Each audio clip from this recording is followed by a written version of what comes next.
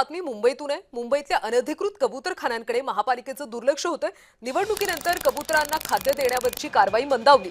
महापालिका निवडणुकीनंतर कबुतरांना खाद्य देण्याविरोधातली महापालिकेची कारवाई मंदावलेली पाहायला मिळते। 2026 मध्ये दंड आकारण्याची आकडेवारी आणि वसुली दोन्हींमध्ये मोठी घट झाल्याचं चित्र आहे। 2025 मध्ये एकूण 300 प्रकरणं नोंदवली गेली होती आणि सुमारे 1.5 लाखांचा दंड वसूल करण्यात आला होता। मात्र उच्च न्यायालयानं बंदी केल्यानंतर सुद्धा पालिका याकडे दुर्लक्ष करत असल्याचं पाहायला मिळतं। आणि याचा आढावा घेतला आमच्या प्रतिनिधी भाग्यश्री प्रधान यांनी।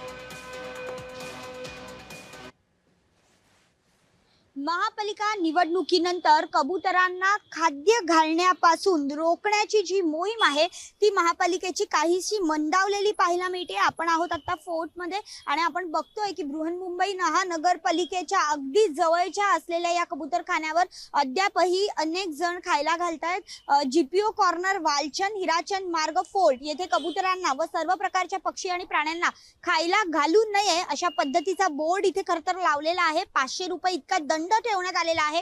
मात्र तरी देखील मोठ्या प्रमाणात कबुतरांना दिवसभर इथे खायला घातलं जातं। आता देखील आपण बघू शकतो की मोठ्या प्रमाणात कबूतर इथे खाताना पाहायला मिळतात। अनेक जण येत आहेत आणि खायला घालतायत, पण पालिकेच्या मनुष्यबळाच्या कमतरतेमुळे व्यवस्थित अंमलबजावणी होत नसल्याची सध्या माहिती जी आहे ती हाती येते।